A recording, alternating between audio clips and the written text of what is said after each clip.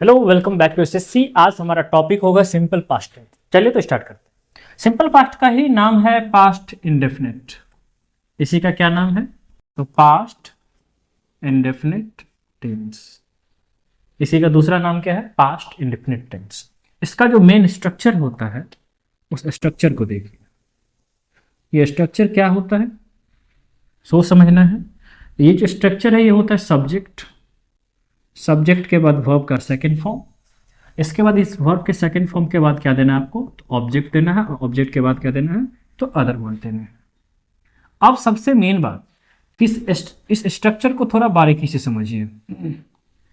सबसे पहले है सब्जेक्ट। सबसे पहले क्या है? तो सब्जेक्ट है। सब्जेक्ट दो टाइप के होंगे।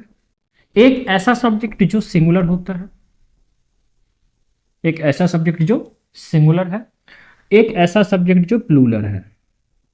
एक ऐसा सब्जेक्ट जो सिंगुलर है, एक ऐसा सब्जेक्ट जो जो प्लूरल है।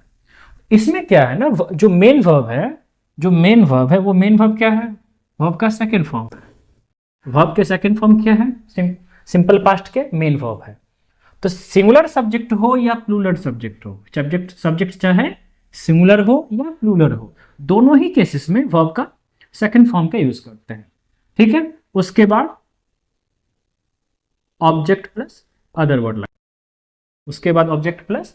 वर्ड लगाते हैं। सिंपल सी बात कि है हमारा सब्जेक्ट सिंगुलर हो या प्लूरल हो, इट डजंट मैटर। वर्ब का सेकंड फॉर्म सिंगुलर और प्लूरल दोनों ही टाइप के सब्जेक्ट में यूज किए जाएंगे। अब सबसे मेन बात क्या है कि सिंपल पास्ट टेंस कैसे आइडेंटिफाई करेंगे या कैसे समझेंगे कि ये सेंटेंस सिंपल पास्ट में है, या कैसे समझेंगे कि सब्जेक्ट प्लस वर्ब का second form plus object plus other word किस कंडीशन में यूज होता है। तो वो कंडीशन देखिए क्या है कि जब कोई एक्शन कंप्लीट हो, जब कोई एक्शन क्या हो? कंप्लीट हो। एक्शन क्या हो? कंप्लीट हो, या action deep past time, action complete के साथ साथ एक्शन डीप पास्ट में कंप्लीट हो, डीप पास्ट टाइम में कंप्लीट हो। सबसे पहली बात कि एक्शन कंप्लीट हो और समय दिया हुआ, एक्शन कंप्लीट हो और समय दिया हुआ हो, तो ये सेंटेंस किस में जाएगा? सिंपल पास्ट में, यानी कि सब्जेक्ट प्लस वर्ब का second form plus object plus other word में रखेंगे। दो कंडीशन है सिंपल पास्ट के होने का कि सबसे पहले कि एक्शन कंप्लीट हो और साथ में टाइम दिया हो। ये एक्शन कब कंप्लीट हुआ, किस दिन हुआ, कितने बजे हुआ, किस साल हुआ, तो कोई भी टाइमलाइन दिया होना चाहिए पास्ट का। दूसरा, यदि टाइमलाइन नहीं दिया है तो वो एक्शन डीप पास्ट में कंप्लीट हो। एज फॉर एग्जाम्पल, जैसे I saw you yesterday, I saw you yesterday, मैंने तुम्हें कल देखा, मैंने तुम्हें कल देखा। मतलब देखने का जो एक्शन है, ये जो देखने का एक्शन है ये क्या है? तो कंप्लीट है। ये देखने का एक्शन क्या है? कंप्लीट है। साथ में टाइम भी दिया है, और ये टाइम क्या है यहाँ पे? तो यस्टरडे है। टाइम क्या है? तो यस्टरडे है।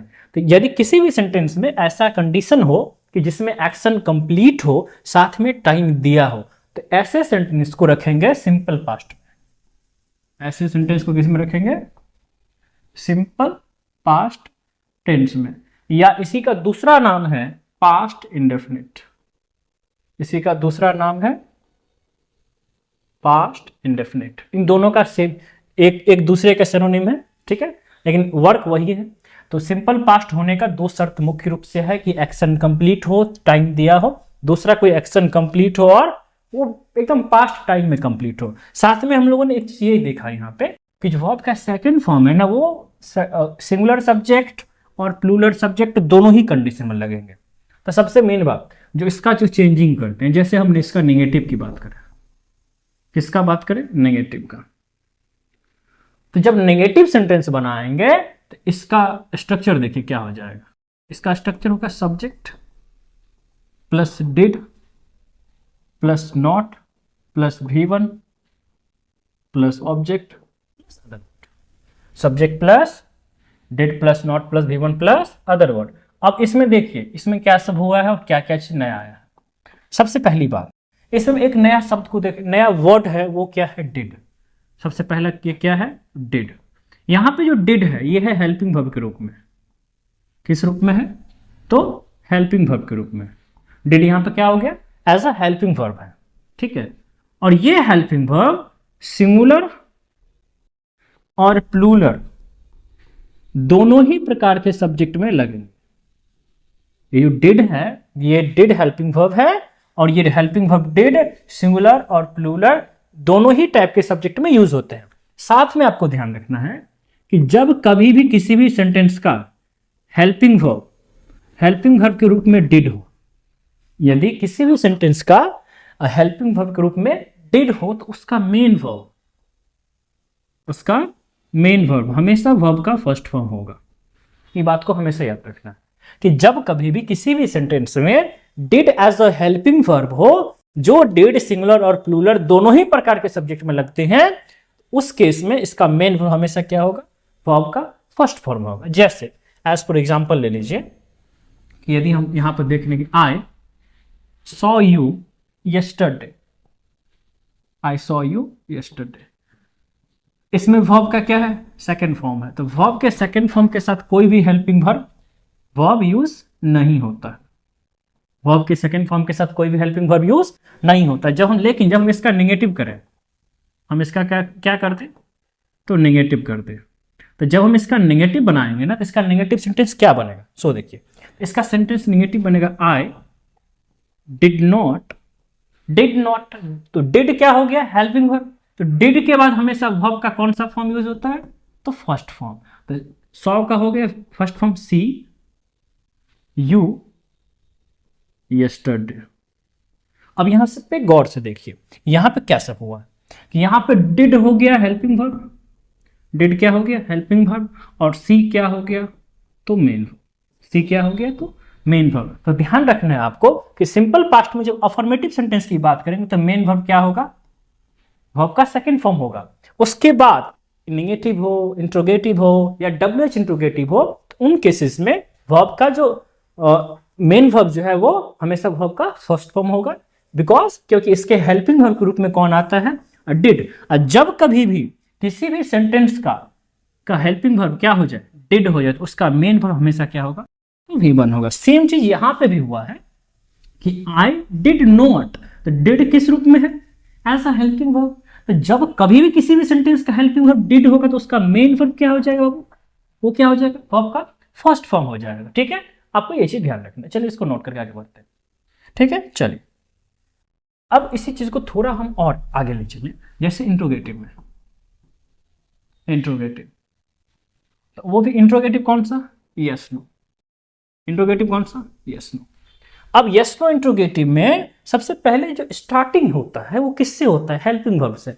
तो अब सिंपल पास्ट का यानी पास्ट इंडेफिनिट का जो हेल्पिंग वर्ब मानेंगे हम किसको लेके चलेंगे, तो डिड का। तो हेल्पिंग वर्ब क्या हो गया, तो डिड हो गया। हेल्पिंग वर्ब क्या हो गया, डिड हो गया। और मेन वर्ब क्या हो गया, तो V1 हो गया। किसकी बात कर रहे हैं हम, इंट्रोगेटिव की बात कर रहे हैं। केवल अफर्मेटिव सेंटेंस में मेन वर्ब का सेकंड फॉर्म होगा। बाकी नेगेटिव, इंट्रोगेटिव, WH इंट्रोगेटिव सभी में हेल्पिंग वर्ब क्या होंगे, वर्ब के फर्स्ट फॉर्म होंगे, वर्ब के फर्स्ट फॉर्म ही होंगे। चलिए इसके स्ट्रक्चर की बात करें। तो इसका स्ट्रक्चर क्या है, इसका स्ट्रक्चर है सबसे पहले कि क्या हो जाएगा, डिड। सबसे पहले क्या हो जाएगा, डिड, क्योंकि इंट्रोगेटिव है तो स्टार्टिंग हमेशा डिड से होगा। डिड के बाद क्या हो जाएगा, सब्जेक्ट, वर्ब का फर्स्ट फॉर्म, ऑब्जेक्ट और अदर वर्ब।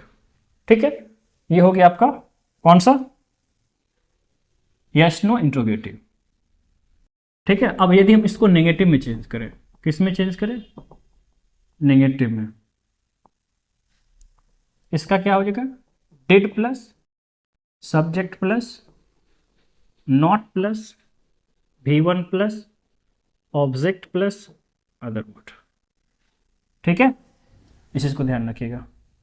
बढ़े आगे, चलिए एक इसमें हमेशा जो मेन कॉन्सेप्ट यही रहेगा कि जब किसी भी सेंटेंस का हेल्पिंग वर्ब क्या हो जाए, हेल्पिंग वर्ब क्या हो जाए, डिड हो जाए। हेल्पिंग वर्ब क्या हो जाए, डिड हो जाए, तो मेन वर्ब हमेशा क्या होगा, मेन वर्ब हमेशा क्या होगा, मेन वर्ब हमेशा क्या होगा, तो V1 होगा। चाहे नेगेटिव हो, इंट्रोगेटिव हो या डब्ल्यू एच इंट्रोगेटिव हो। सेम हम डब्ल्यू एच पे करते हैं, देखिए W H interrogative, W H interrogative में भी तो वही होगा ना। जैसे स्टार्टिंग किससे करेंगे, डब्ल्यू एच है तो डब्ल्यू एच वर्ड लेंगे, डब्ल्यू एच वर्ड लेंगे। हेल्पिंग वर्ब क्या हो गया, डिड हो गया। डिड के बाद क्या हो गया, सब्जेक्ट। सब्जेक्ट के बाद क्या हो गया, वर्ब का फर्स्ट फॉर्म। वर्ब के फर्स्ट फॉर्म के बाद क्या हो गया, ऑब्जेक्ट। ऑब्जेक्ट के बाद क्या हो गया, अदर वर्ड। सिंपल। अब हम इसको चेंज करते हैं किसमें, नेगेटिव में, तो डब्ल्यू एच वर्ड का डब्ल्यू एच वर्ड ही रह जाएगा। डिड के बदले डिड होगा, सब्जेक्ट के बदले सब्जेक्ट होगा। बस नॉट जब जोड़ेंगे इंट्रोगेटिव में, एस इंट्रोगेटिव हो या डब्ल्यू एच इंट्रोगेटिव हो, दोनों ही केसेस में नॉट का यूज सब्जेक्ट के बाद होता है। Not plus B1 plus object plus other word. ठीक है, बढ़िया लगे।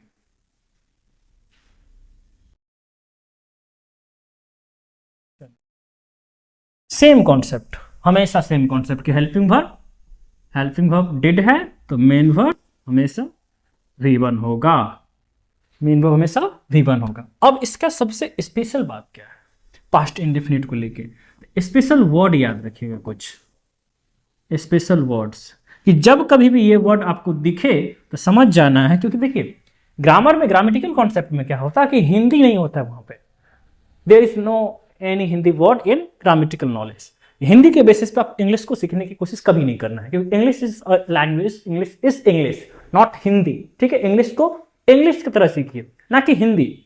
हम इंडियंस के पास सबसे ज्यादा एक प्रॉब्लम क्या होता है कि हम किसी भी चीजों को जस्ट उस चीज का जस्ट इमेजिनेशन ढूंढते हैं हिंदी में, इसका हिंदी क्या होगा।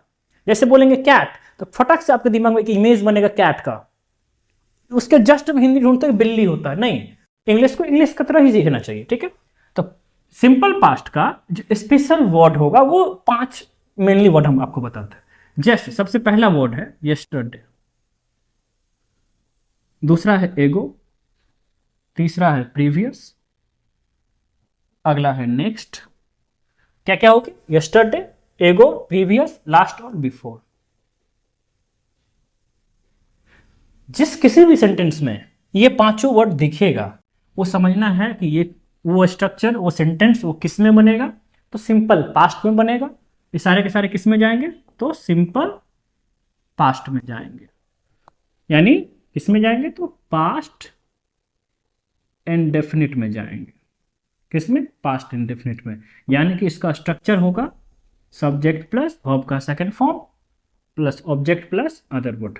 जब कभी भी किसी भी सेंटेंस में ये 5 वर्ड दिया हुआ हो तो समझ जाना कि वो सेंटेंस आपका किस में रहेगा, तो सिंपल पास्ट यानी कि पास्ट इंडेफिनिट में। और हम उसको बनाएंगे किस पे, तो उसको हम बनाएंगे सब्जेक्ट प्लस वर्ब के second form plus object plus other word में। जिनमें से हम बता दें आपको, जो वर्ब का सेकंड फॉर्म होता है वो कभी भी अपने साथ हेल्पिंग वर्ब नहीं लाता है, कभी भी हेल्पिंग वर्ब नहीं लाता है साथ में। ये वर्ब के सेकंड फॉर्म चाहे सब्जेक्ट सिंगुलर हो या प्लूरल हो, काउंटेबल हो या अनकाउंटेबल हो, सभी प्रकार के सब्जेक्ट में यूज किए जाएंगे। साथ में जब कभी भी किसी भी सेंटेंस का हेल्पिंग वर्ब डिड होगा तो उसके लिए मेन वर्ब हमेशा क्या होगा, तो वर्ब का फर्स्ट फॉर्म ही होगा। सबसे इंपॉर्टेंट बात जो आपको याद रखना है सिंपल पास्ट में, ये 5 वर्ड्स को, ये 5 वर्ड क्या क्या है, यस्टरडे यानी बीता हुआ कल, यस्टरडे यानी कि बीता हुआ कल, जो कल बीत चुका है। एगो मतलब होता है के पहले, के पहले या से पहले, से पहले या के पूर्व। ठीक है, प्रीवियस मतलब होता है अंतिम, लास्ट मतलब भी वही होता है अंतिम, और बिफोर मतलब होता है के पहले या से पहले। तो ये 5 कीवर्ड्स आपको ध्यान रखने हैं जो कि आपको कंप्लीट करेगा किसको, सिंपल पास्ट को। उम्मीद है ये जो टॉपिक है सिंपल पास्ट यानी पास्ट इंडेफिनिट आपको अच्छे से समझ में आया होगा। मिलता है नेक्स्ट वीडियो में, तब तक के लिए जय हिंद।